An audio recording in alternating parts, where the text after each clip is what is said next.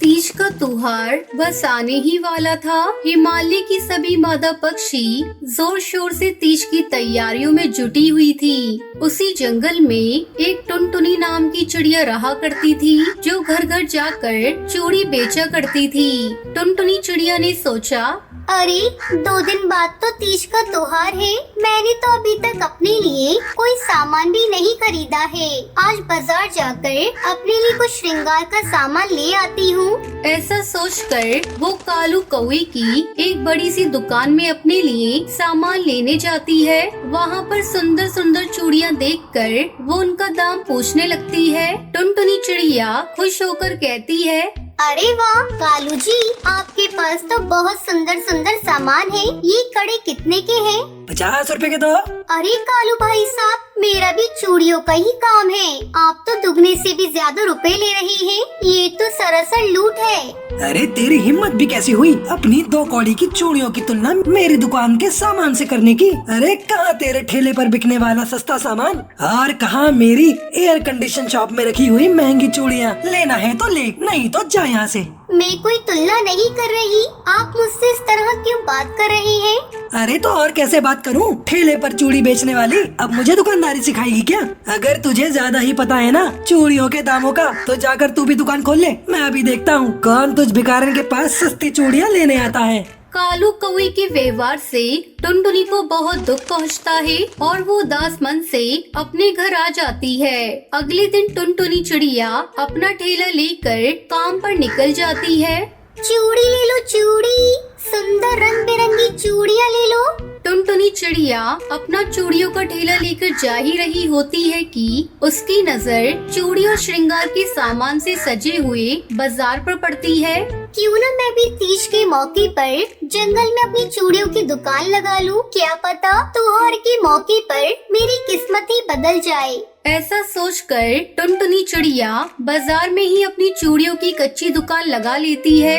कालू कौवा तो इतने ऊंचे दामों पर सामान बेच रहा है, क्यों न मैं अपनी चूड़ियों पर आकर्षक छूट रख दूं। ऐसा करने से मेरी कच्ची दुकान में भी ग्राहक खींचे चले आएंगे और जैसी चूड़ियाँ वो कालू अपनी दुकान में बेचता है, मैं तो उससे भी बेहतर चूड़ियाँ बना सकती हूँ। टुनटुनी चिड़िया की दुकान पर लगा हुआ सस्ती चूड़ियों का बोर्ड देखकर वहाँ पर पक्षियों की भीड़ लगने लगती है। अरे टुनटुनी बहन, आपकी चूड़ियाँ तो वाकई में बहुत सुंदर हैं और इनका दाम तो इतना कम है कि मैं तो आज 4-5 चूड़ियों के सेट बनवा कर ले जाऊंगी। अरे वो कालू कौवा तो बहुत महंगे दामों में सामान बेच रहा है। आप चूड़ी के अलावा बाकी का सामान भी ले आती तो हमें उस घमंडी कौवे से कुछ भी नहीं खरीदना पड़ता। बिल्कुल सही कह रही हो काकी। अरे दुकान में एसी क्या लगा लिया है, हर चीज का दाम दोगुना कर दिया है उसने। जरा भी कुछ बोलो तो उल्टा लड़ने को आता है।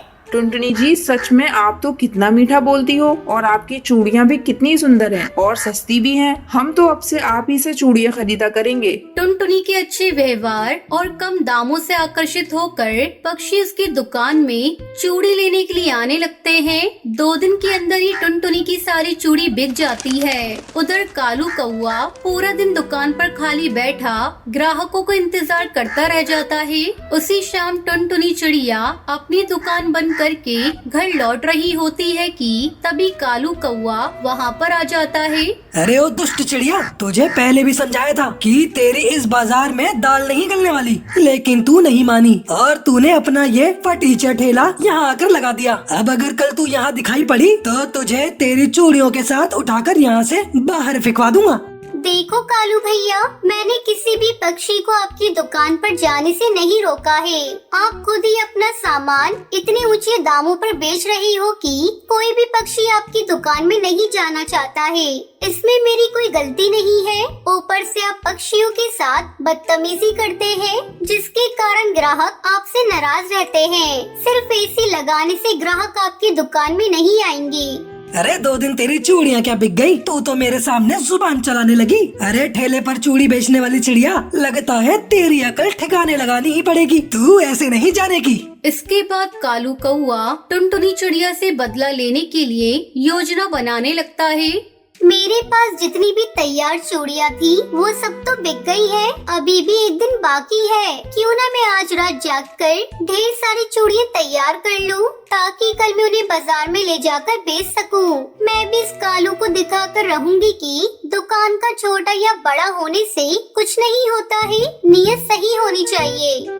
उसके बाद वो रात भर जाग कर अपने घर में चूड़ियाँ बनाती है। सुबह होने तक उसके पास ढेर सारी चूड़ियाँ तैयार हो जाती हैं। अगले दिन सवेरे उठकर चिड़िया तीज का व्रत रखती है और अपनी चूड़ियाँ लेकर बाजार की ओर निकल जाती है। हाँ, यही सही मौका है। आज इसको मजा चखाता हूँ। आज तो उसने उपवास रखा होगा और उसकी चूड़ियाँ तो कल रात को ही बिक गई थी, इसलिए आज वो अपने घर पर ही रहेगी। मैं जाकर उसके घर में आग लगा देता हूँ।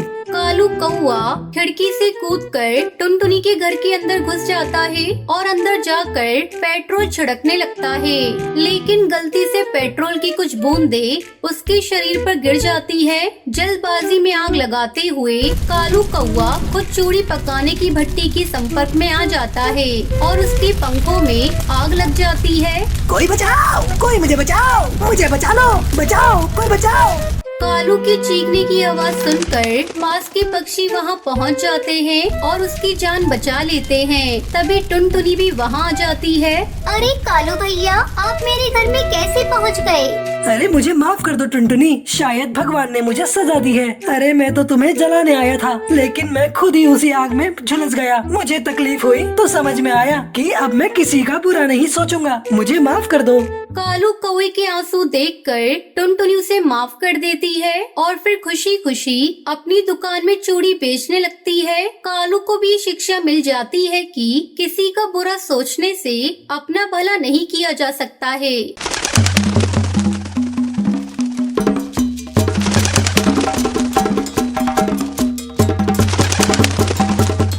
चंदनवन में टोनी चिड़िया अपने बेटे गोलू और बहू टुनटुनी चिड़िया के साथ खुशी खुशी रहती थी। उसकी एक बेटी भी थी जिसका नाम पिंकी था। पिंकी चिड़िया अपने ससुराल से लड़ झगड़ कर अपने मायके में आकर रह रही थी। उसके साथ उसका पति भी रहता था। सारे परिवार का बोझ अकेला गोलू चिड़ा उठा रहा था। ज्यादा मेहनत करने के कारण एक दिन गोलू चिड़ा की तबीयत खराब हो जाती है। तब टूनी चिड़िया अपने दामाद बंटी कबूतर से कहती है, दामाद जी, आज मेरे बेटे की तबीयत खराब है, आप ही जाकर सब्जी बेचकर पैसे ले आइए। ये सुनकर उसकी बेटी पिंकी चिड़िया कहती है, माँ, तुम ये क्या कह रही हो? मेरे पति इस घर के दामाद हैं। ये कैसे सब्जी बेचने जाएंगे? जंगल के सारे पक्षी मजाक उड़ाएंगे, ये तुमने सोचा है? अरे बेटी, आज सब्जी अगर नहीं बिकी तो सारी सड़ जाएंगी, बहुत घाटा हो जाएगा। घाटा लगता है तो लग जाने दो, मेरा पति सब्जी बेचने नहीं जाएगा। माँ और बेटी को बहस करता देखकर बहू टुनटुनी चिड़िया कहती है, माँ जी, आप बेकार में चिंता कर रही हैं। जल्दी ही गोलू चिड़ा ठीक हो जाएगा और सब्जी बेचने जाने लगेगा। आप बिल्कुल परेशान मत होइए। अपनी बहू की बात सुनकर टोनी चिड़िया शांत हो जाती है। धीरे धीरे समय गुजरने लगता है, लेकिन गोलू चिड़ा की तबीयत में कोई सुधार नहीं होता। एक दिन गोलू चिड़ा अपनी पत्नी टुनटुनी चिड़िया को बुलाकर कहता है, टुनटुनी, लगता है अब मैं नहीं बचूंगा। मेरे बाद तुम इस घर को संभाल लेना। टुनटुनी चिड़िया को कुछ समझ में नहीं आ रहा था कि क्या हो रहा है। वो गोलू चिड़ा से कहती है,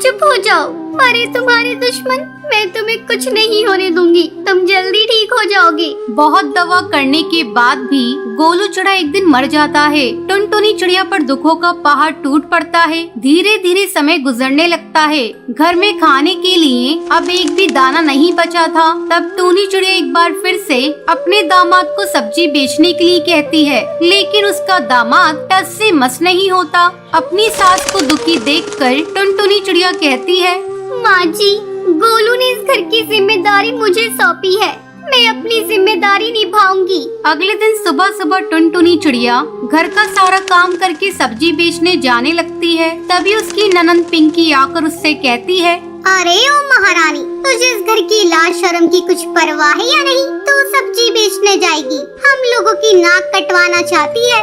जंगल के सारे पक्षी यही कहेंगे, गोलू के जाने के बाद हम लोग तुझे सता रहे हैं।